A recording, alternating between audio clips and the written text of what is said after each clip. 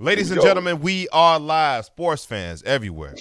Y'all already know what it is. I'm your host, OG the Beats, here with my co-host, as always, Uncle Chilltown 32. Unc, what's popping? Y'all see me smiling. Me and my nephew, we was just having a good conversation about basketball. And then we knew we had to get to y'all. So I'm kind of Instantly. charged up right now. I'm kind Yeah, of charged up right it now. was it was a quick turnover. We was talking Yeah. about the Atlanta Hawks last season and the hmm adjustment that I saw them make mid game, and how Doc Rivers just completely got out coached again last season. Yeah. And he's basically talking about how Atlanta seems to be a mismatch for Philly, and that Philly team really remind me of the '94 uh, Houston Rockets, the Hakeem Olajuwon led Houston Rockets, where it was just Hakeem, 15 to 18 feet from the basket, isolation every play against whoever they big man was, and if you're gonna draw a double, draw it. That's why Hakeem is averaging 4 assists. If you're gonna draw a double, if you're gonna bring a double, bring it, because back in the '90s you couldn't show and go, because it's illegal defense. If you was gonna bring a double, you had to fully commit to it, and guys Right. had to rotate. There was no, zoning off like to where you got a guy on the Mm-mm. 3 point line and you got another guy kind of playing in the paint, baiting that 3 point. You couldn't do that. Nope. That's illegal Mm-mm. defense. You had to be within Nope. a certain arm's length of your hmm defender, Right. or the guy standing on the 3 point line would just be like, "Look, he ain't guarding me." hmm Scotty was infamous for telling the ref, "Look, ref, hmm he ain't guarding me. He's trying to cheat on Jordan," and it would be hmm three in the key. So back in the day, Yeah. you had to play defense. That's another reason. It could be a notch for why the defense was so much tougher in the '90s, because you had to be able to play defense. You couldn't mask it. There was no zone. Couldn't play zone, and you had to be able to guard your defender 1-on-1 or bring a double team, guys rotating. But that's neither here nor there. That wasn't even on the topic. We just brought that up just to chit chat with y'all. What's going on, y'all? How y'all feeling hmm today? Let me cut this phone off real quick. Let me see who we got in here. We got some regulars in here today. Uh, Shout out to y'all. We got a couple of things adjusted because I guess Twitch decided to make us affiliates now. We not exactly partners. I'm new to this. I don't know how this works, but they say that you guys can gift subs now. You guys like to come in here and watch us perform, and somebody on the last episode actually asked us, why don't we have a sub button? I would sub to you guys to support y'all. Well, now we do. I'm not even sure how much it costs. If anybody could see it, let me know how much it costs. I didn't check that. I just registered for it. Also, if you with us on YouTube, I appreciate y'all over there. Don't forget to drop a like for us, hit that sub button, be notified every time we drop. We love having you guys. We enjoy doing this sports thing because if it Yeah. wasn't No for doubt. y'all, me and Unc could just be on the phone talking about this shit. That's what We we be wouldn't care to doing. be sitting in front of this camera. We just be on the phone talking Yeah. about this shit, texting about it, or whenever we can. But we hmm decide to get in front of these cameras and actually tell y'all and show y'all what we like to discuss, and give y'all a show. So, uh, hmm $4.99. Okay, that's not bad. That's not bad. You subbed, All right. appreciate it, man. We'll take it. I appreciate you. But yeah, we got a decent show. Y'all know it's Friday. It's kickback. It's barbershop basketball. You know what I'm saying? That's what we like to do on Fridays. We like it, and like Unc say, take it light, but take it. You know what I'm saying? Like we ain't, it's slow motion on Fridays. But in all seriousness, though, a few days ago there was something tragic that happened in Oxford, Michigan. Of course, I'm pretty sure everybody in here has seen it on TikTok. It was a shooting uh, at Oxford High School in Michigan, where 4 students were killed and I believe 8 total were harmed. And it's a tragedy. It's definitely a tragedy for and the video was so scary because the shooter, his name is Ethan Crumbly.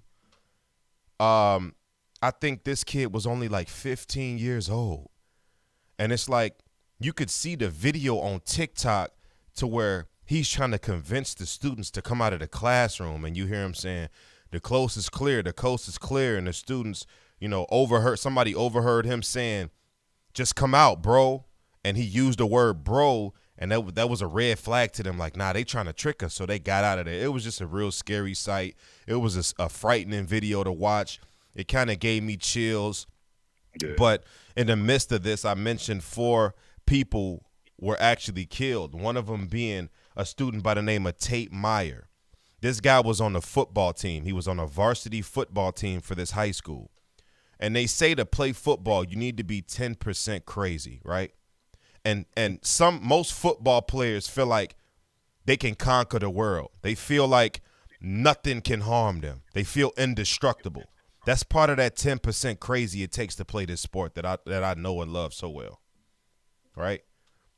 Tate Myers showed his that day, his bravery, his resilience, his heroic effort. He tried to unarm the shooter, and he got shot himself. That's how he became one of the 4 casualties in this incident.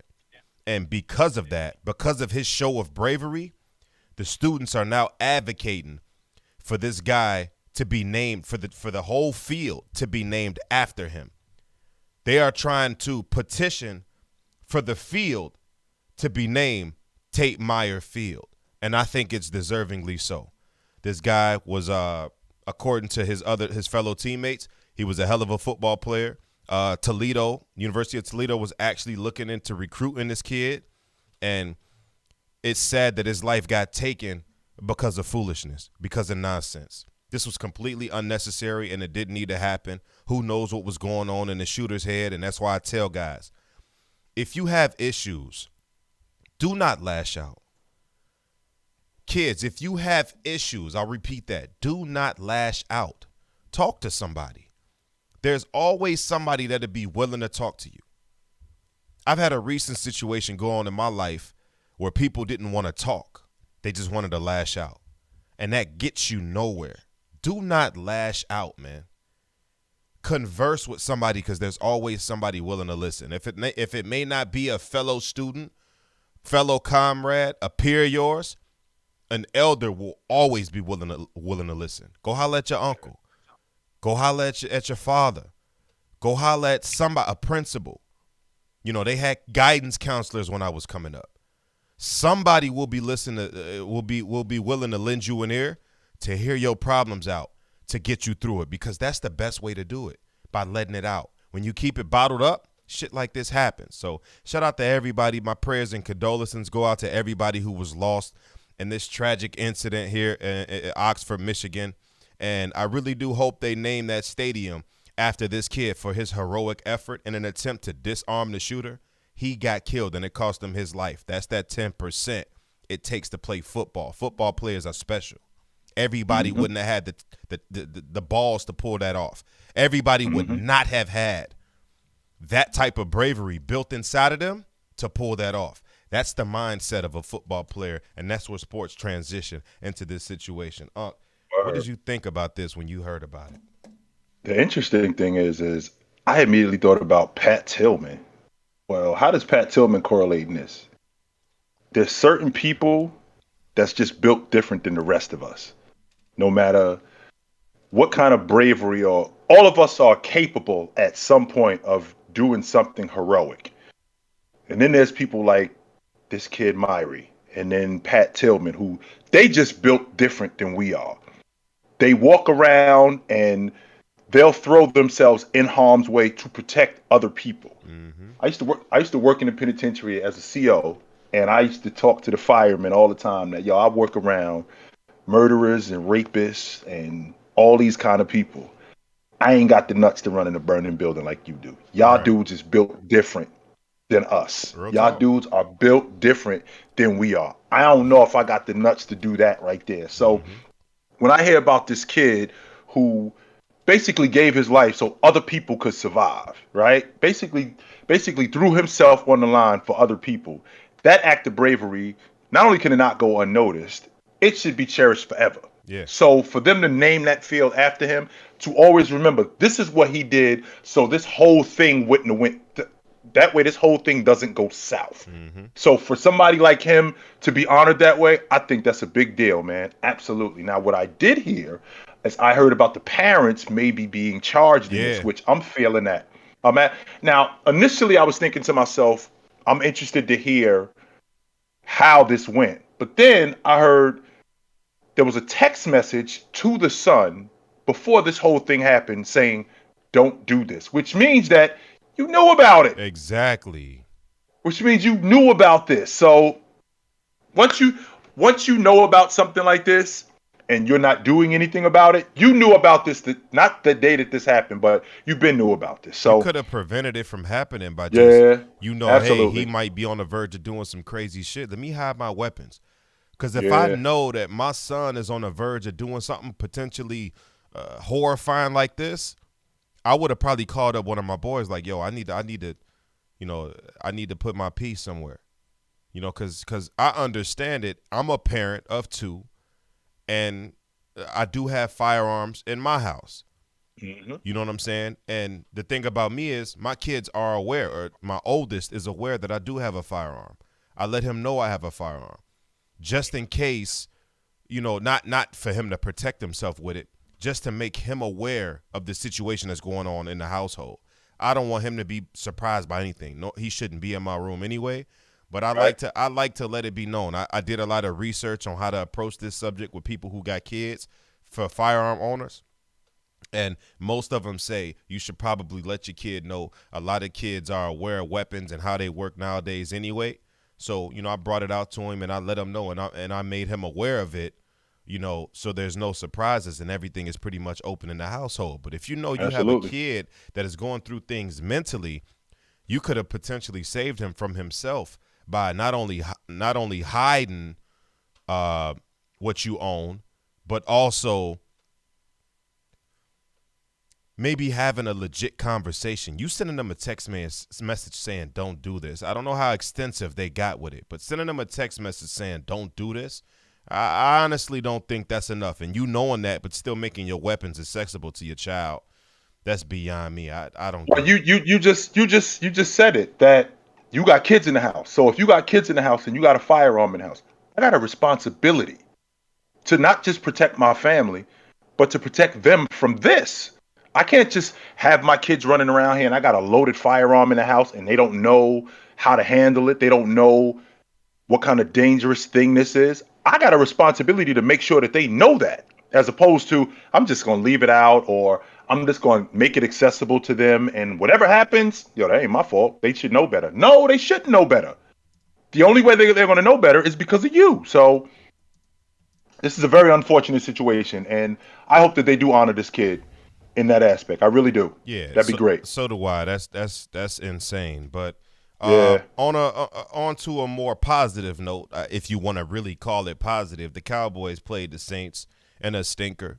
The Cowboys pretty much walked the Saints. I don't know what the hell the Saints are doing, allowing first skip allowing. They paid Taysom Hill $90 million to be the quarterback slash halfback slash tight end slash whatever on a contingency basis pertaining to whatever position he's playing at the time. So it's one of the weirdest contracts in NFL history. Never heard of nothing like this before in my life, but this is what they paid this kid Taysom Hill. He stunk up the joint last night. Yeah, he had over 200 yards passing, 100 yards on the ground, but he also threw 4 interceptions, one to a D lineman. Whenever a quarterback throws an interception to a D lineman, I laugh because I don't understand how you could possibly potentially do that. That's crazy. Or pick six too. Don't leave that part out. Four. Not just an interception. We taking this to the house. He was straight Gabricio. I'm like, whoa there. Taysom Hill, you are trash, sir. But that's hey, me being a Sean Payton fan, I thought Yep. Payton would be able to pull it off with him. So now I'm sitting here like, hey, was I wrong about Sean Payton? I ain't gonna go as far as that because this team is completely depleted. But shout out to the Dallas Cowboys. They pulled off a big victory, 27-17 against a bad Saints team, a declining Saints team, a depleted Saints team. They don't have a running back. They don't have a wide receiver. They down at a third string, second string, whatever you want to call them, quarterback. Jameis Winston tore his ACL. Michael Thomas ain't coming back. May be gone. Alvin Kamara has issues. Mark Ingram has issues. I mean, I don't know what to expect for them. But on a positive note, the Dallas Cowboys did capitalize on that. So shout out to the Dallas Cowboys. They take a commanding lead over the NFC East. Zeke Elliott looked slow. I don't know what to expect from Zeke Elliott moving forward. Tony Pollard had 80-something yards and a touchdown yesterday on the ground with only like 7 or 8 carries. Now, I don't know if it's only because Tony Pollard is a good change of pace back. because a lot of people are trying to say Tony Pollard is better than Ezekiel Elliott, and I'm on record being one of them. I'm on record being one of them stating that. But after looking and revising my situation and looking at what it is, Zeke Elliott is an every down back, right? And although he may look like he's slowing down a little bit because he's been beat up, he's 280 plus carries over the last 3 seasons prior to him getting injured. So it's like that can take a toll on you. And Tony Pollard comes in as a change of pace back, and that could be what the role that he thrives in. Now, I ain't going to put nothing past Pollard to be an every down back, but from what I'm seeing, he just seems to be a great change of pace back. When Zeke wears you down, Pollard comes in and he's sliding past you all of a sudden. It's thunder and lightning. So I don't know. I would like to see Pollard on his own team before I jump to that conclusion. So Zeke goes 13 for 45. Pollard goes 7 for 71 and a touchdown. Dak Prescott was pedestrian once again. He's been inconsistent towards later the season. He usually starts off hot, and then around this time of year, we don't know what to expect from Dak Prescott. But Unc, what you think? Well, about that game? let me ask you this. Let me ask you this quick question. When in the '90s, how good was Alvin Harper running alongside of Michael the Playmaker Irvin? Yeah. How good was he with that Novacek? Was Novacek as the tight end? But then when he moves to Tampa and they make him the number 1 wideout, how'd that work? We see it a lot of times. He was poo-poo on a stick. We seen it. We've seen it a lot of times. So when I look at this Cowboys unit, Zeke is absolutely the workhorse back. 13 carries was not nearly enough. Okay, they ran the ball only 24 times yesterday. That's it, for over 150 yards. And you and I have already had this discussion. When the Cowboys run the football and they rush for over 100 yards. I believe that if they're not undefeated, they don't have more than 5 losses since Zeke been on the crew. All right? Since Zeke been on the crew. So when I look at this Cowboy team, I saw CeeDee Lamb. He was open a lot.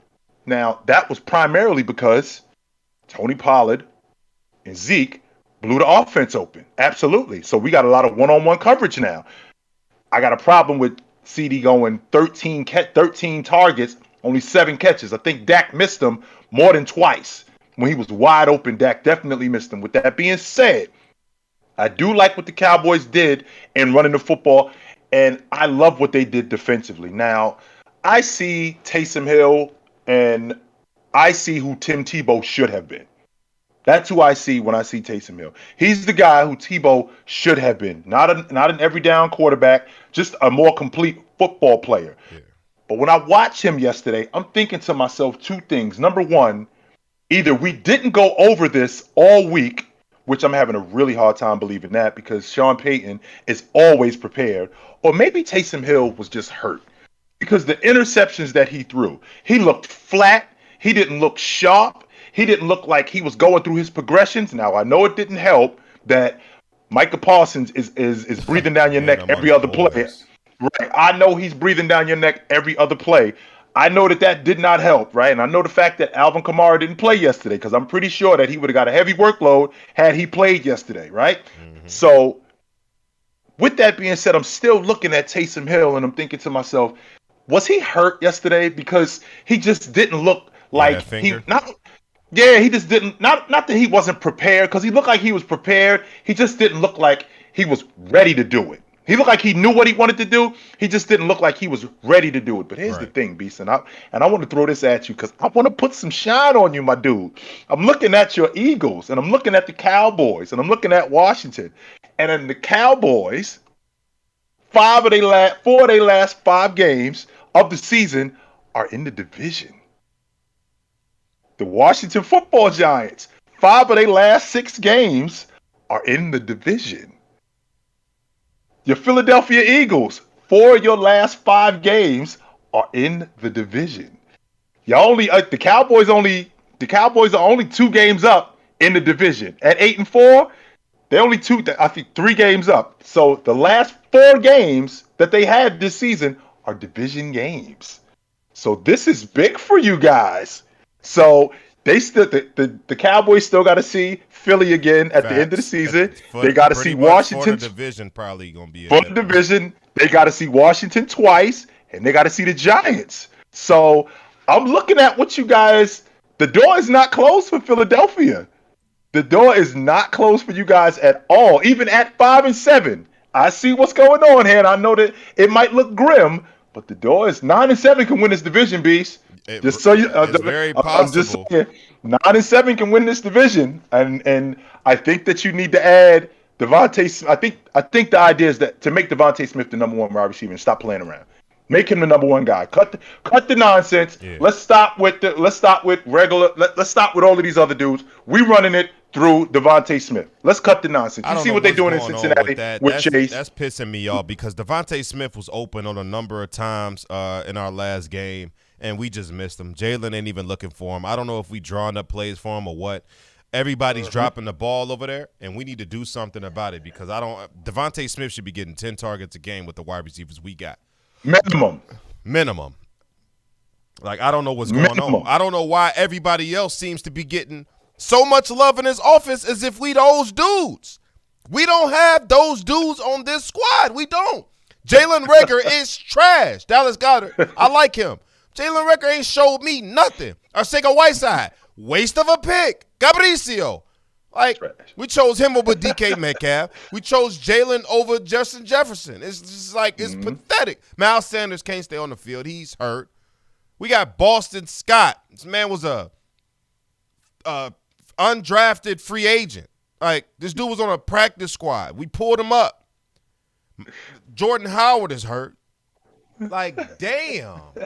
But it should. My thing is, right, I'm drawing the Giants. I'm about to say I'm drawing a blank on who we played. The Giants.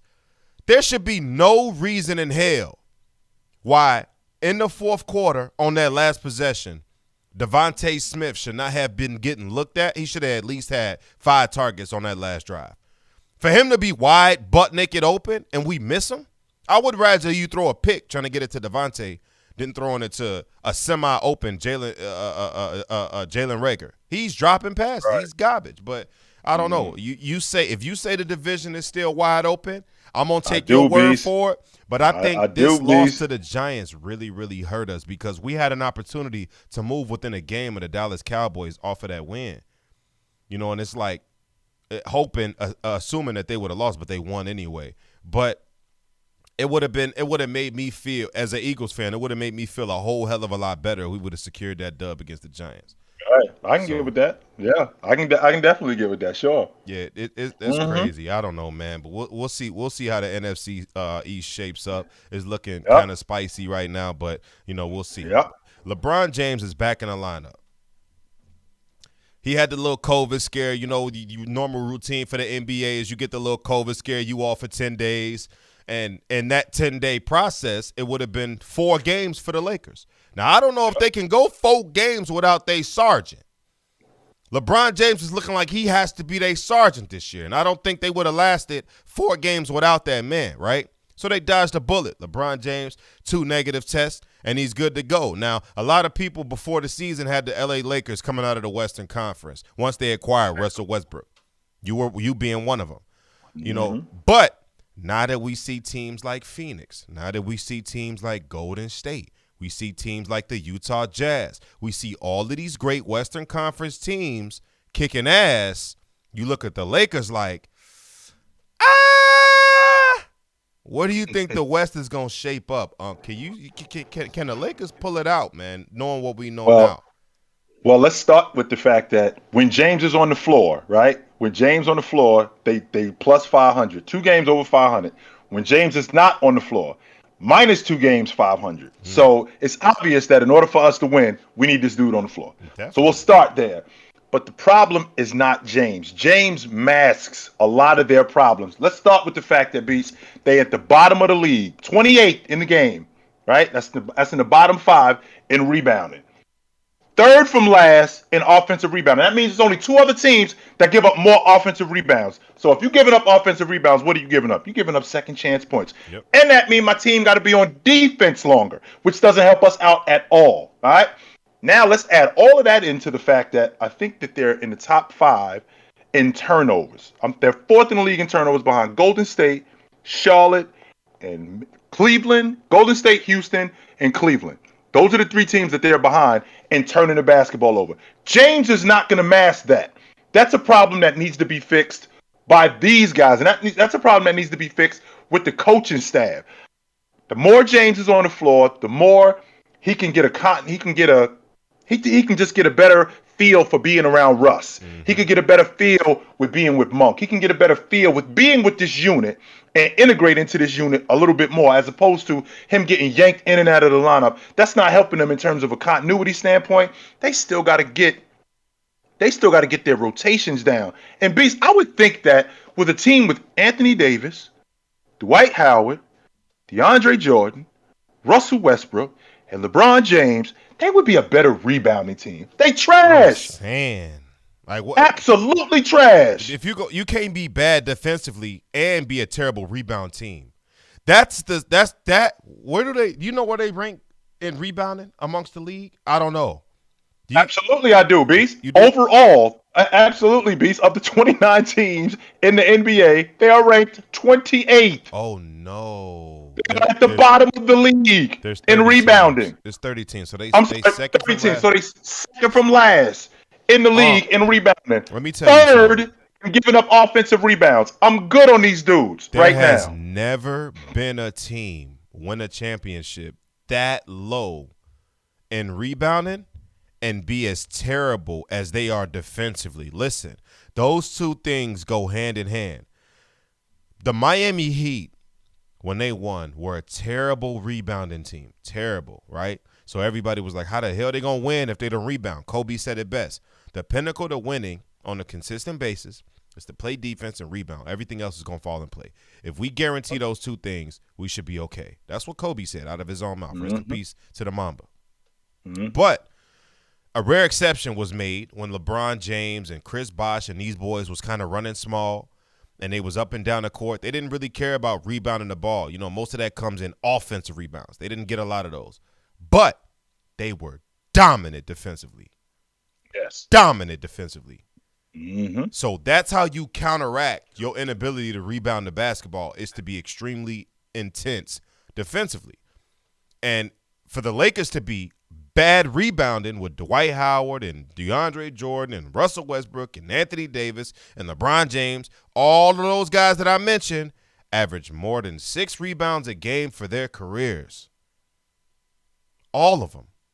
And when you talk about when you talk about being dominant defensively, that means that we slowing up your transition game. Yeah. That means that you getting one shot. That means that you aren't getting shots. We causing shot clock violations. We getting you to start your offense at 10 seconds because we're pushing you way back, further out. We're doing all of these things to disrupt your offense, as opposed to we're an elite rebounding team. There are other ways to counter that. But if you suck defensively, and I am going to use the word suck. Yeah. Absolutely. They're giving up 112 points a game, Beast. That's at the bottom of the league, B.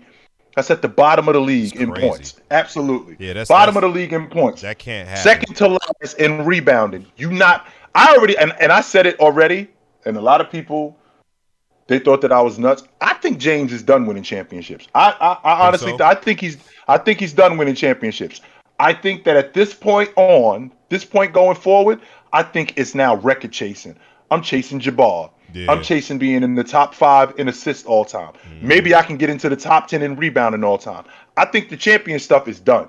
Well, in order to do that, he better get healthy and he better play these regular season games, because, you know, that's got to be his, partially, to me, in my opinion, part of his claim to GOAT status. You know, part of his claim is longevity. That's what he's able to hang over Jordan's head, which is something that Jordan couldn't accomplish, his longevity. So that's part of his – this is the reason why I'm the greatest ever. You know what I'm saying? So if he can't accomplish what he's trying to accomplish, he needs to get 40,000, 12, and 12. If he can do that and then hang them up,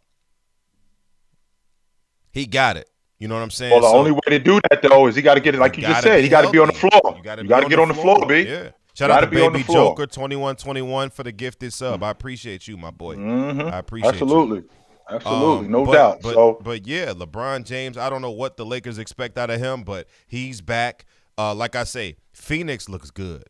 Now, Steph Curry had a bad night. Everybody's saying, oh, playoff atmosphere, playoff atmosphere. That's why Steph was bad. Steph is normally not himself in the playoffs, which is accurate to a certain degree. But Stephen Curry is Stephen Curry, and you live by the three, you die by the three. So he went 3 for 14 from the 3-point land. People getting riled up about the fact that he went 3 for 14. Well, that's what he do. He shoot threes. So majority of his threes is his game is threes. So if whether he goes 3 for 13 from the 4 or 3 for 13 from the 3, it don't matter when it come to a guy like Steph Curry. What, we gonna penalize him now for shooting 14 threes and only making 3? No, we're not about to do that because that's who he is and that's who he's been. Because when he knocking him down, y'all ain't got shit to say. But that's neither here nor there. The Lakers got their guy back, and we're going to see if they can string together some type of winning streak to prove me wrong, because right now, it's not looking good, my friend. I had no faith in the Lakers. Terrible defensively, terrible rebounding team, terrible switching team. They can't stop a nosebleed. They can't rebound with all these big bodies. For what? Can't rebound with all these big bodies. So I don't know what the hell they going to do, but we'll see. Segue into this. It's a cool conversation. I don't know if y'all familiar with Gilly the Kid, right? Gilly the Kid, rapper, very prestigious in the hood. Everybody should know who Gilly the Kid is, especially if you came up when I came up. Stand up. Yeah, you know what I'm saying? He got a podcast where he talk about a lot of different stuff. Recently, it's an actual enjoyable podcast. Shout out to podcasting, man. Podcasting has given a lot of people that we forgot about a voice. And it's highlighting a different ability that a lot of people might not have known that person had. Like, if it wasn't for podcasting, me and Unc wouldn't be sitting right here. This is actually giving us a voice to talk about shit that we know and love, which is sports for us. Other cats, it may be music. Like, you got Stack and Matt Barnes. They got their podcast, podcasts, All in the Smoke. That's one of the best podcasts out. Like, they jumped their thing off. Perk got a podcast. Everybody got a podcast. Joe Budden got one of the best podcasts out. Joe Rogan. Everybody has a podcast out, man, and I'm enjoying watching, everybody get it popping. They showing me, damn, I didn't know you had that ability in you. I didn't know you had that in you. And Gilly the Kid is one of them. I knew he could talk, but I didn't know he could talk like this. Gilly been getting it popping. He had Kevin Garnett on there, and they was having a good conversation. Garnett was talking about the Miami Heat. He was talking about, why he was such a big shit talker and who was the biggest shit talkers in the league and all of this. And the discussion about starting lineups came up. Yeah, D Miles and Q Rich, that's another good one. A discussion about starting fives came up. Of course, they asked them, hey, if you can name a starting five that'd be unmesswittable, give me your starting five. If you can compile a starting five for any players you could pick, any players you wanted to pick. His starting five was Magic at the 1, Kobe at the 2, KD at the 3, himself at the 4, and Wilt at the 5. And his reasoning for this was basically saying we switching everything defensively. Won't nobody be able to do nothing with us defensively. We switching everything. They asked him why he said Jordan coming off the bench. They asked him why he didn't have Jordan in here. He doesn't have LeBron in here. I don't know what the hell he was thinking about. Maybe because he played. It's obvious that thing with him and James is there. Let's cut the nonsense. Yeah, let's not make it act like he just saying that because he think that KD is better or no. Him and James obviously got an issue. Obviously. And it still is going on today, even though that was over 10 years ago when they was getting it on the floor. But it's obvious that they still got this issue today. Obviously. It's very obvious. But, his 5 being Magic, Kobe, KD, Kevin Garnett, and Wilt Chamberlain. I like his mindset saying, hey, we switching everything because all of those guys can move their feet defensively. Wilt is probably one of the most athletic people on the planet ever of all time. Kevin Garnett, we all know how he can move his feet, Defensive Player of the Year. KD, versatile defender, especially, later on in his career. Kobe, 9-time all-first team defense. And, Magic is 6'9". I mean, You know, all of these guys are very versatile, very long, very athletic. But my question to you is, I know damn well you could get a starting five that can beat up on these boys. If you could pick a starting five, what would your five be? Well, I'm looking at the group that he came up with, and the first thing I'm thinking is we got to slow these dudes down on Right, some level. We right. can't just go mano y mano. We gotta on some level we gotta slow these dudes down. So I gotta match you guys defensively. So the first person that I thought about at the one was Gary Payton. That was the first dude that I thought about. I want to go with Stockton because I love Stockton, Yeah, but I'm feeling like, yo, we got to slow these dudes down because we can't just let these dudes run up and down on us because they absolutely will do that. I ain't mad at that. And I also got to get somebody that's going to distribute the basketball. And GP not only is one of the consummate trash talkers, he's one of the better distributors too. So he's gonna get off the peel. So I'm gonna go with GP to start. And GP gonna get Jay going. He gonna get Jordan going because he gonna get in Jordan ear and he gonna tell Jordan that the young boy think he can serve you and go after him. And he gonna be looking for Jordan in the offense. And Jordan gonna be like, absolutely, come here. Right. But then at the three spot where I got KD, a lot of people say, well, you got to counter that with James. I'm thinking, wait a minute, James and KD are really buddy buddy. I see these dudes really buddy buddy, and I don't like that. You know who ain't buddy buddy with KD? I don't think Scotty would be buddy buddy with KD. I think Scotty Pippen would see. I think he would see KD, and I think that he would do what he did throughout his whole career, where he would keep guys off balance. That's the difference. That's what made Scotty such a great defender, keeping you off balance. Kevin Durant plays. His game is a rhythm game. How am I going to keep this dude off balance? Scotty's going to keep the ball away from him, and Scotty's going to do everything he can to keep him off balance. Is he going to shut KD down? I don't think so. But I think that he could do something to make it difficult on KD. Now, that four spot, immediately I'm thinking, I want to ruffle some feathers here, right? Because I know KD, I know KG is a rah-rah type of guy, and I want to ruffle some feathers, and I want to throw some things at him. So what if I threw Dennis Rodman at him at the four? What if I did that? I was thinking to myself, what if I threw Dennis? But then I'm thinking they switching everything, so I can't do that because I do need somebody that's going to score, right? Yeah. I do need somebody that's going to score, so I got to go with Tim Duncan. I got to go with Tim Duncan. I got to go with Tim Duncan to deal with him. Absolutely, I do. Because if you're going to switch, you're going to switch Duncan onto, I don't know, you're going to switch Duncan on to KD. Duncan can score the basketball, and KD don't want nothing to do with him on the box. Let's make sure we 100% clear on that. No doubt. And when I think about that, then I move to the five. So how am I going to counter Wilt? How am I going to counter Wilt? There's only one way to counter Wilt, and that's with Jabbar. I can't counter Wilt with nobody else. As much as I love Olajuwon, as much as I love Shaq, the only way I can counter Wilt is to counter him with Jabbar, and that's my five, yo. Hey. I think we can handle these dudes. You know what, Unc? I love that. I love that five. So let me write your five down. So you had GP at the one, Jordan at the two, Scotty at the three. Mm-hmm. You had Duncan at the four, and you had Kareem at the five. That's it. What I see in there is no LeBron. And the reason why, like I just said, I'm not gonna go mano y mano. I can't do that. We gotta get some people. And like I said, I don't like this relationship between KD and James. I just don't like it. I don't like that. I don't like that somebody that's gonna ruffle some feathers. You want a dog. Yeah.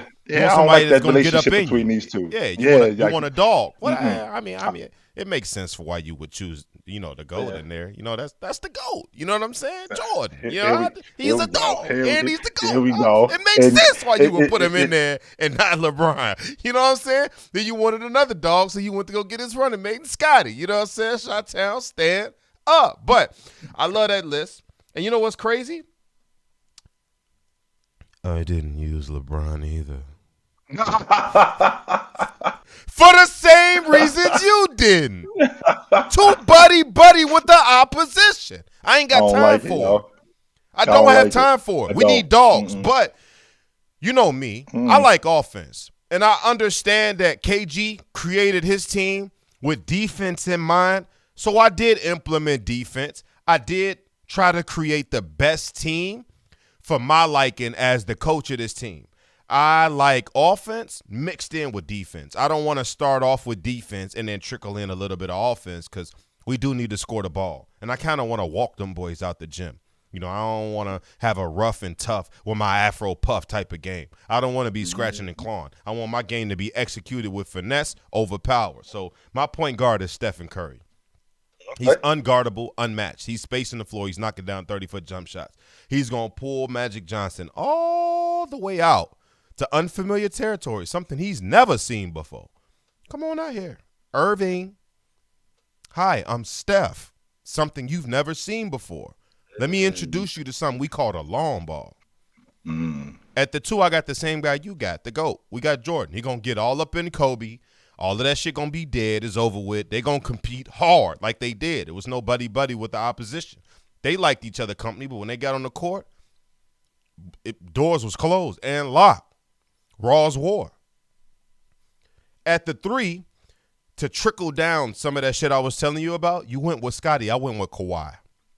Simply because Kawhi is a better offensive player than Scotty, and I needed somebody at the 3 that was going to get up in Kevin Durant, and Kawhi can do that. Kawhi can get up in you with his 6'7" frame. He can shoot the mid-range at an efficient level. He can shoot the 3 at an efficient level. There's not a damn thing on the court that Kawhi can't do, and he can play without the ball in his hand off the ball. So if Jordan want to get it cracking, however he want to get it cracking, you got a Kawhi that can space the floor. You got a Steph that can space the floor, so the floor is going to be spaced for Mike. Because at the 4, I got Larry Bird, right? Bird wasn't the best defender of all time, but he was underrated defensively. You know, I think Larry Bird can hold his own offensively. He can help space the floor and create issues for these bigger guys like a Kevin Garnett who don't want to be where Bird is going to have him at, hanging around this three-point line. Come on out here. Let me talk to you over here for a minute in this corner and let Mike go to work. And then when it's my time, I'm going to put you on this island, somewhere you don't want to be because you used to guarding big man. But now I got you on this perimeter. And if I want to, I could take you down, 15 feet from the basket, post-fade you to death if I want to. I got Larry Bird running my foe. He's going to be not only guarding Kevin Garnett, because I don't think Kevin Garnett will be the catalyst of this team, but plus they're going to be big as hell. We're going to run these boys out the gym. We running these boys out the gym. And at the 5, I got Hakeem, the best two-way big of all time. I like to score the ball. And I think if anybody can keep up with Wilt toe-to-toe and give him that same work on the opposite end of the court, the worst way is Hakeem. Kareem was great, but he was way too predictable. He got one move. And he's not spacing the floor.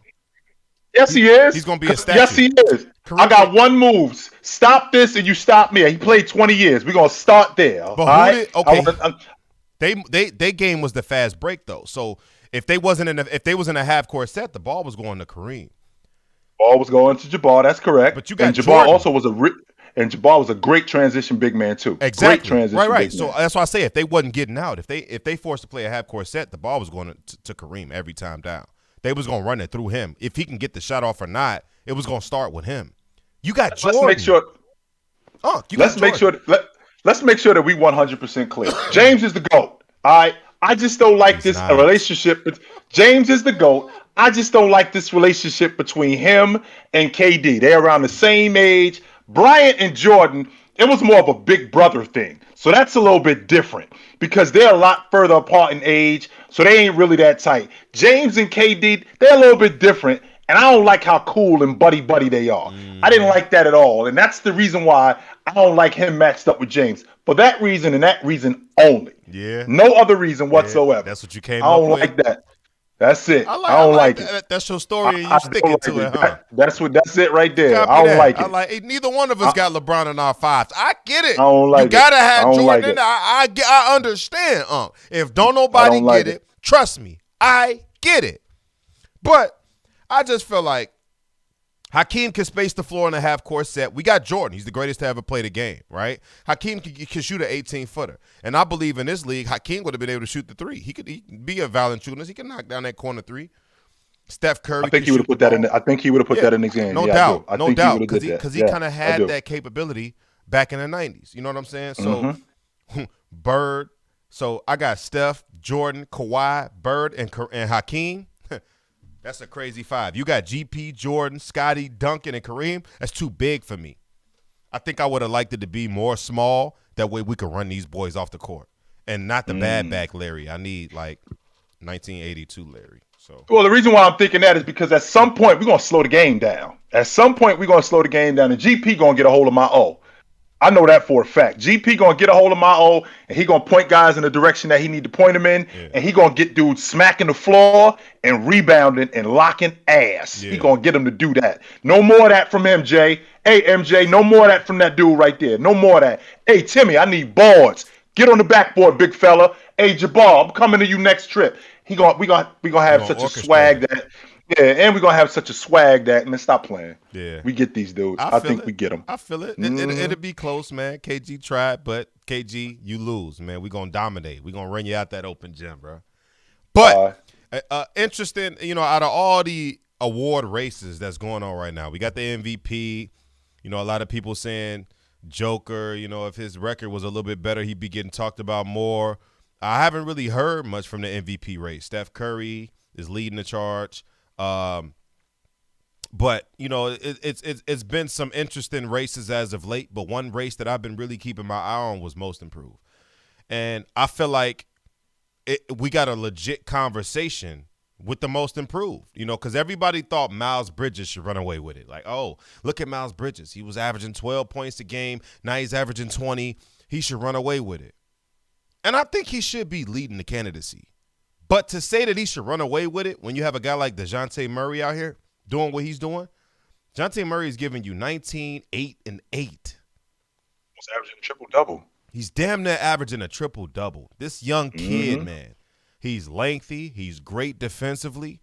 He's figuring out how to slow the game down and let it come to him. He's not in a rush anymore because I think that was his issues, prior to his injuries. It seemed like he was trying to rush. You know what I'm saying? And Popovich is kind of trying to tell him, hey, let the game come to you. Slow down. Don't be Tony Parker. Everybody ain't Tony Parker who can get in there, hurry up, probe the defense, and get that little floater off. That ain't your game. Let's slow it down and let's, let the game come to you. And I like DeJounte Murray and what he's been doing as of late. I also like Miles Bridges too, man, but that's neither here nor there. A lot of people was trying to make a case for Caruso, Most Improved Player. He's a candidate. He's having a hell of a year. Shout out to Caruso. Real talk. One of the best signings for the Chicago Bulls because we balling. Big time signing. The two acquisitions from my Bulls, DeMar DeRozan and Caruso, they've been balling. But what you think about this race, Unc? Who you got? Do you got a sleeper, if not these two guys? Well, not before the season started, when the season got going, I thought that Ja was going to win it running away. Yeah. I thought the Ja was going to win it, and I also thought that Tyler Hero had a really good shot at winning it. But when I think about DeJounte Murray, my first thought was, well, he plays in San Antonio and they whack. So is that going to be a problem? But then I did some homework, and turns out we had 8 guys, Beast. We had 8 guys who played on teams over the last 20 years that did not make the playoffs, who won Most Improved. That don't apply to this. No, it doesn't. Brandon Ingram did it. Yeah. Dragic did it. Kevin Love did it. Aaron Brooks did it. Granger did it. Bobby Simmons did it. Zach Randolph did it. And Gilbert Arenas did it. So that's not the issue. All right. I'm looking at what DeJounte Murray has been doing. Number one, he's playing more minutes than he's ever played in his career this year, which would explain why his production has gone up. Now his field goal percentage has dropped slightly, and his 3-point percentage has dropped slightly. That's because he's shooting more. Yeah. That's because he's shooting the ball more. Same thing is going on with Miles Bridges. The same thing is going on with Miles Bridges. And I had somebody bring something to me, which I want to put this on your mind. Miles Bridges reminds me of a smaller version of Dominique Wilkins. Think so? I was like, what? I was like, yeah. So then I started thinking, because I'm looking at his game, and he's obviously been in the lab. It's obvious that he's been in the lab. He ain't the human highlight that Neek was, but he's obviously been in the lab. And he's obviously been working on his game. That mid-range has gotten a little bit better.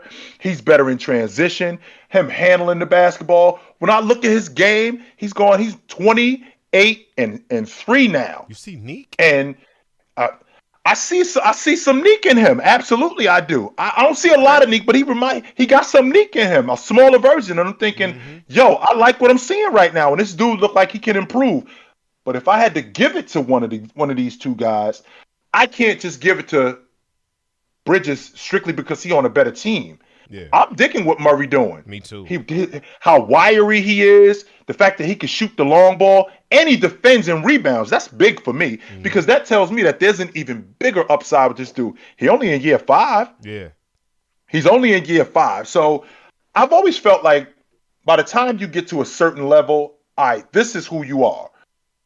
You're going to have a couple years after that where you may have some better seasons, but this is kind of what you should expect out of this person. And if I can expect 19 to 20, 8 and 8 for DeJounte Murray over the next 6-7 years, I'm so good with that. Ooh, that's nasty, man. I'm so straight with that. Absolutely. I'll take that every day. Same thing with Miles Bridges. If I can get 28 and 4 out of him over the next 6, 7, 8 years, I'm so taking that. Yeah, absolutely. I'm taking that all day long. I'm taking that from him.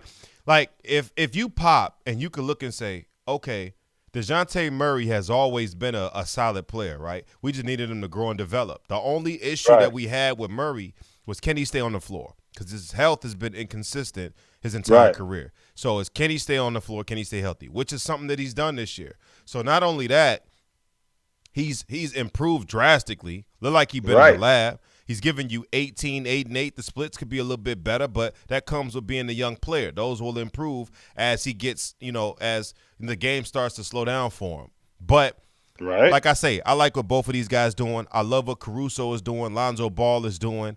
Tyler Hero is doing. He's a candidate for most improved player, although he slowed down as of late. But, if he picks up steam and I could see Tyler Hero being in this conversation. But a lot of these guys. But I'm not just going to sit here and run away with Miles Bridges is all I'm saying. That's pretty much, all I'm saying. It ain't a runaway for Miles Bridges. It's an actual conversation with this debate. Not a ball rat. Year 4, not year 5. Year 4 is what Bridges is in. He's in year 4 now. So not year 5 yet. But we get the point that I was making is around that time, like year 4, year 5. This is what you can expect from this guy. So Miles Bridges isn't in year 5 yet; he's in year 4. So just to clean that up. But yeah, to add to your point, absolutely, I'm looking at DeJounte Murray, and if I could get that kind of production out of him on average for the next 6, because he's a young kid, he's 21, 22 years old. If I can get that out of him for the next 6, 7 years, Pop, I'm absolutely taking that. And not to mention, Beast, you and I have had this discussion. When you're talking about a bad team, teams like San Antonio, teams like Charlotte, teams like Minnesota, we building it through the draft, right? So if we building it through the draft, we gotta establish who is our guy. Who are we building this thing around? Now, if DeJounte Murray is going to be that, he's a piece that we can build around. Exactly. Absolutely. You can look at that and say, we got our point guard. And just we can build around him. Absolutely. Same thing with Miles Bridges. You already got your point guard in Ball. I really like what Charlotte is doing. Absolutely. You got your point guard in Ball. So now I may have my small forward in Bridges. I might have him. Yeah. And I'm building it around that. Yeah. I'm telling you, if they hit the draft and they grab like a big man, like if I was them, a guy that would fit nice with them, like I got a man crush on Mo Bamba. And I don't know if Magic could be able to. Yeah, you do. I do, man. Because I like him on the defensive side of the ball. He's so versatile. He's lengthy. He can help side defense. He can, great defender. He can rebound the ball. He can shoot the 3. He would be a perfect piece on a championship team. I feel like if you had a guy like Mo Bamba, even if he ain't starting, let's say Bamba's coming off the bench for somebody. LA could use a Mo Bamba. Imagine if LA had Mo Bamba at their 5 right now starting. They wouldn't need no damn Dwight. They wouldn't need no damn Jordan. Mo Bamba can walk and give you 12, 13, and 3 blocks. Here go my issue. I know you love this dude, Beast. Will he rebound for me? Is he gonna rim protect for me? Because I see this dude with the ball and he wants to play 17 to 20 feet away from the basket. He don't want to play on the box. He don't want to play in transition. He look like he want to throw the ball between his legs and shoot the long ball all day. That's because they got Wendell Carter at the 5 now. Mo Bamba's listed as the 4. And I don't get that. I thought Mo Bamba should be the 5 and Wendell Carter should be the 4. But they got Wendell Carter. They got Wendell Carter doing most of the bang on the pick and roll. He's the guy that's in the paint, so Mo Bamba's just spacing the floor out for him. So I don't know. But I got a bone to pick with you. Listening. Yeah, this almost slipped past me over here. I'm looking at TikTok, swiping on my TikTok, and I see, this is good right here. Uh-oh. Oh, this is good right here, Uh-oh, let's talk about it. Get the what talking. We talking about? And we get to talking about Stephen Curry. And I Uh-huh. said, hold on. Let me listen to Let me see what you got to say. What you talking about? Then you get to saying, I don't know if it was the previous video you had a conversation with somebody who said Steph was a top 10 scorer of all time, which I feel he is. And you said you can name 10 guys that can score the ball better. And you went into guys like Alex English. You went into guys like the obvious ones. You mentioned Dominique. You mentioned I forget. I think Adrian Dantley. You mentioned a couple of guys that were all-time great scorers. I'm not going to slight you on that. But you also said those guys were better scorers than Stephen Curry. Can you please explain to me one more time why you had 10 guys ahead of, or potentially more, ahead of Stephen Curry? Okay, as so far to as being a start scorer, I want to be clear before I rebuttal. Let's make sure let's make sure that we 100% clear. We ain't talking about a player. We're not talking about a playmaker. We're not talking about a guy who is anything else but buckets. That's it. Nothing else but buckets. And the guys that I named was the first five guys that I named when I named Jabbar, I named Jordan, I named Bryant, I named Durant, and I named James. Those are the first 5 guys that I named. Then I went ahead and I started to talk about Oscar Robertson. I talked about Dominique Wilkins. I talked about Adrian Dantley. I talked about Alex English. I talked about Dominique Wilkins. I talked about those guys, and then I added Carmelo Anthony in there. Then I added James Harden in there, and I broke the numbers down. I didn't bring up Wilt. I didn't talk about Bird. I didn't talk about Jerry West. And the reason why I'm talking about these guys in particular, because at the end of my video, and I'm pretty sure you heard me say, Steph Curry, not yet, is a top 10 scorer. Will he be a top 10 scorer all time? I think he's going to be a top 5 scorer before it's all over with. And the reason why I think that is because I think that he's got 2, maybe 3 more years at this level before he starts to slow down. And when he slows down, I think he got another 3 years at just strictly being a long ball shooter, like what Ray Allen was. I think that he could do that. However, when I think about the guys that I named before him, when I talked about Adrian Dantley going 30 a game for 6, 7 straight seasons, when I talk about Dominique Wilkins, who was the dude that was chasing Jordan all of them years when Jordan was averaging 35 a game and 37 a game? That was Nick right behind him at 31 and 32. When I think about Alex English, a lot of people that I've talked to was bugging out when I said Alex English. Just so you guys know, when Alex English retired in 1991, only 5 guys in NBA history have scored more points than him. That's it. Mm-hmm. He was top 6 all time. When he retired, 26,000 points. I get it. When he retired in NBA history. Not to mention, which is the most important thing, when I think about Steph Curry right now, if I said to you, when I said in the video that Steph Curry is not a top 20 scorer all time in scoring all time, top 30 or top 40, if I said to you, Steph Curry got 61 guys ahead of him on a scoring list. Mm-hmm. You can't tell me that that's a top 10 scorer all time in today's game right now if he quit. If he quit today and he got 61 other guys ahead of him on the scoring list, you can't sell me that he's a top 10 scorer all time. You can't do it. It's an exception for Stephen Curry because he's played multiple less games than all of those guys you named.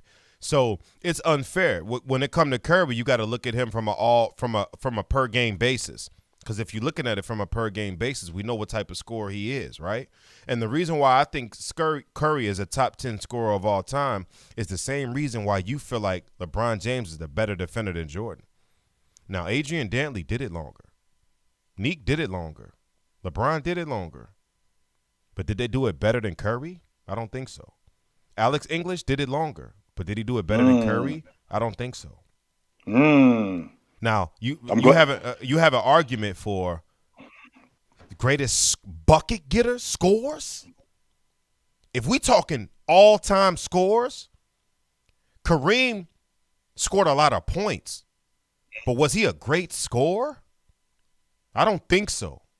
So where's your logic at when you come in with this? Because it sounded to me like you just coming with, okay, I score in a multitude of ways. So when I This is think what about a I'm. guy like, This is what I'm thinking when I come when it gets to scoring. Guys that can score the ball a multitude of ways is one way that I look at it. mm-hmm, Guys that are just straight bucket getters, hit tough shot makers, tough shot takers. mm-hmm. Guys that were efficient at least a respectable level when it comes to scoring. Let me stop you right there. I'm glad you just mentioned that because when I think about Adrian Danley, my dude went 7 years. He averaged 30 a game. He shot 55, almost 55%, and 80, almost over 80% from the stripe in them 7 years. Alex English plus 50%, plus 80% from the stripe. Dominique Wilkins shot 47% and plus 80% from the stripe. So when we talk about these guys, I can't just have a guy that's just chucking up shots and you 36, 37%. Now, Steph Curry, in terms of his ability to be efficient, let's make sure we clear, Beast. That one season when he won the league MVP in 15-16, that's the only season he shot 50% from the floor. He has Mm-hmm. not shot 50% from the floor since then. Does he shoot the long ball at an efficient rate? Can't nobody say at 42%. 43%, Yeah. 42, 43%. This dude is the best long ball shooter that I've seen in my lifetime. I can't speak for everybody else. But when I talk about these guys who are scoring, being efficient is a big deal. You go to the stripe, you have to be Jordan 80%, Bryant 80%, guys like that. When you from the floor and you shooting plus 50%, that means that I can go to you for buckets. Is Steph Curry there yet? Nah, he ain't there yet. Is he gonna be there? No question about it. Steph Curry is like a career 90% free throw shooter. And I think he's Absolutely. a guy that can get you buckets from anywhere on the court, and he's an underrated finisher simply due to how well he is a threat to shoot the ball. And I just think you don't want to give Steph his due diligence as of right now because he hasn't done it long enough for you. You mentioned a longevity stat when you said career numbers, career points, total point stores. Steph only has like 16 or 17,000 points right now. And you would think that he would have more. Well, not only was he a late bloomer, he didn't start averaging 20 or more points until his third season. Not only that, but also he's been injury riddled for like the first half of his career. So he hasn't been able to sustain that amount of longevity stats as other guys had the ability to do so. So I'm not saying give him a pass for that, but I'm saying that shouldn't make him obsolete of being able to be on a list like this as the greatest shooter of all time Shooter. and a Shooter. guy who finishes at the rim at an all-time high rate when he decides to go. Steph Curry is more efficient from at the rim than Russell Westbrook is, and that's his game. That's a fact. That's his. Carmelo Anthony too. That's Carmelo Anthony and too. that's their game. That's Absolutely. the game. But there's a multitude of ways that Steph can score off the ball, on the ball. He can get past you, finish at the rim with either hand, with English, up and under with the left. Right. That gotta make Sports Center pop. Yeah, And I don't have no problem with that, Beast. You understand what I'm saying? I don't got a problem with Steph Curry being able to do those things. What I my want, favorite player, Flocks. what I want is I just want this dude to do what he's doing. I just need it a little bit longer. That's all. Because these guys, when I think about a guy like Alex English, you're How talking though, about a guy. Unc? He got to. That's where I'm hung up at.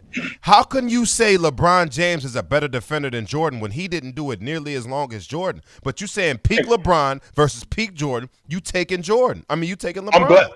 I'm glad you mentioned that because when I look at Jordan, his numbers when he was doing it at that level, they didn't drop drastically. He still was defending at an elite level. We're talking about a guy in LeBron James who I think he finished fifth in Defensive Player of the Year. Didn't make the All-League defensive team. That never happened to him. The year after he made the All-League defensive team in the 13-14 season, his defensive rating dropped 1 point. He didn't make the All-League defensive team. So it's obvious that he was still defending at an elite rate. But For some reason, he wasn't mentioned as an all-league defender. The same thing with Steph Curry. When I think about a guy who he got over 60 guys ahead of him, because I would never put. By the way, the guy that he's ahead of right now at 63. He's at 62 right now. The guy behind him is Scottie Pippen.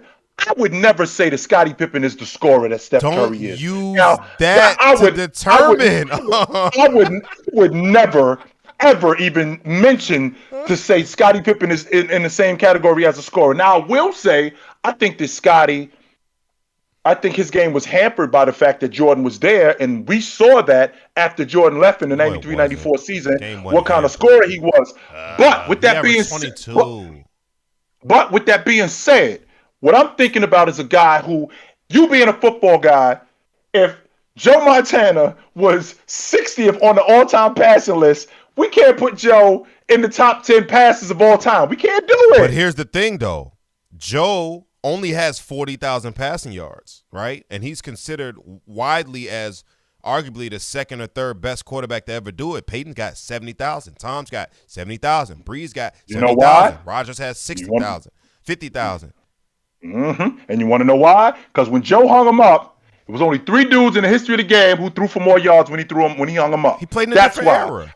If Steph Curry hung him up today, we got 61 other guys ahead of him. I can't put Steph Curry in that category when he's doing that right now. My thing is, if you're using a longevity stat to determine this factor, so if you're going to use a longevity stat to determine this factor, why can't you have that energy towards Jordan versus LeBron?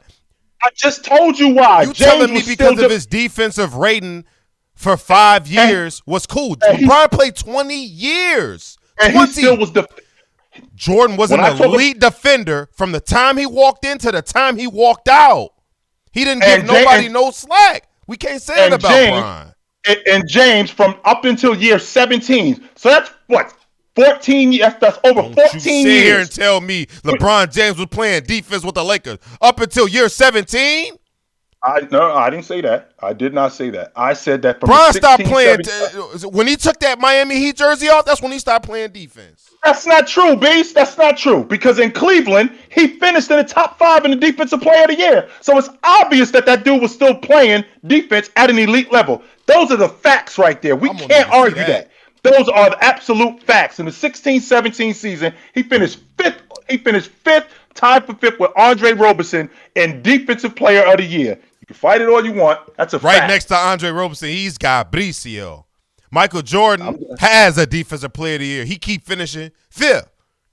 Bron keep finishing fifth and sixth and seventh and eighth. Man ain't played defense his entire career. You know for a fact Jordan did it longer. LeBron played defense for a handful of years in his career at an elite level. At an elite level, a handful. A handful. No, that's not LeBron true. be sitting back with his hands behind his body, letting people blow past him. He ain't playing no on-ball defense. People talk about this 1 through 5 shit. That's what we talking about. And I hate when people say, oh, LeBron can guard 1 through 5, 1 through 5. Miss me with that shit. He ain't guarding Shaq. He ain't guarding Hakeem. He ain't guarding Olajuwon. He ain't guarding Ewing. Jordan wasn't either. Exactly. Jordan wasn't doing that. Exactly. You think LeBron would have been doing that shit in the 90s? Hell I do no. think that. I do think he can guard these. He can guard these bigs in today's game. No doubt about it. Definitely. He's absolutely a more versatile defender than Jordan. No question about it. That's not even a question. I'm not trying to hear that. You cannot try to hear it all you want. It's soft a fact. Soft ass Joker. True. Soft ass Joker. Like, I ain't guarded Joker. He's soft. Go guard Shaq. Go guard Hakeem. Go guard Kareem. You ain't guarding them, dog. So don't tell me about no centers in today's age that you guarding, because those ain't centers. Those is power forwards in the 90s. He would get switched on to Malone. He would get switched on to Dog walk. He would get switched on to Barkley. He would get switched on to Terry Cummings. He would get switched on to all of these. He would get switched on to all of these dudes. Who you naming? Terry Cummings, Anthony Mason. Who else is it? Chris Barkley, Webber. Malone. All undersized guys. Malone dog walked. No. Nope. And he's undersized. Nope. Dog walk. Dog walk. 6'9", 250 is undersized? Absolutely not. But what he was trying to play next to Greg Ostertag. Oh, my God. Dog walk. Dog walked. What you talking about, man? Not LeBron brother. is not guarding no centers in the 90s. I'm tired of hearing this 1 through 5 shit. It's bullshit. Yeah, you can guard these weak-ass centers in today's game. You not guarding no tough dogs from the 90s. You not. So don't miss me with that 1 through 5 shit. Because if the man got stuck on Shaq for 48 minutes, Shaq is putting up 50. I'm sorry. More versatile. Whoever about that. More versatile, just because God blessed you with athleticism does not make you a better defender than Jordan because you're more versatile. Because you 6'8", 6'9", 280 pounds with long arms, that makes me a better defender than Jordan? No. Jordan was Clamp City, and the stats show that. And so was James. Man, so was James. James was Clamp City. What was his signature moment? Because he guarded Derrick Rose and the play switched on a point guard. So now he a point guard. So a minute ago when I was talking to you about this, he was the youngest league MVP in NBA history. He was a dog. Chi-Town stand up. When James put the clamps on that boy, now all of a sudden he's just a point guard. Moment. Now he's a point guard. So when he shut the door on Jamal Murray in the playoffs in 1920 in the bubble, shut the door on that boy in the fourth quarter. So now we talking about, he's only guarding a two guard. Give me a break, yo. Give me a break. If that take was worth 99 cents, give me a break. I'm not buying it. Give me a break. All. I ain't buying it. Talking about this LeBron versatile defender. He's so versatile. Right. He can guard the 1 through 5. More versatile. He ain't guarding half them bigs in the 90s. He can guard these soft ass mofos today. Yeah, they allow you to guard them. He's not guarding the real dogs, the Hall of Fame centers. I don't know how we got on this, but Me neither. I thought we was talking about. Actually, the show is over. We done. We just took it to another. We've been over. Yeah, we been over. We done. We just bullshit now. But Peaky, thank you for the bits, man. Thank you for the bits. I appreciate the support, man. We unlocked all the stuff, man. So if y'all want to throw us bits, if y'all want to subscribe because y'all enjoy us, man, throw it all our way, man. We appreciate it, man. We just trying to provide for y'all. It's hard to come up with these topics for these shows and put on this show for y'all week in and week out. I keep telling y'all this, but we working on the Spotify, we working on the Apple, and everywhere podcasts are shown for radio because people keep asking me for the audio version of this, and I'm working on that. I'm definitely working on the audio version of this. So we gonna get on up out of here. I appreciate y'all, stopping through. Everybody that came through to see us, that rock with us. I appreciate y'all. Peaky, again, thank you for the bits. And I had fun today. Today was a good one. What's today's date? We got to start shouting out these dates at the beginning of these shows. Y'all remind me to shout out the date, man, in the comments. December 3rd, 2021, man. We had a great show. Sports Behavior Podcast. Take us home. Take it light, but take it. We out.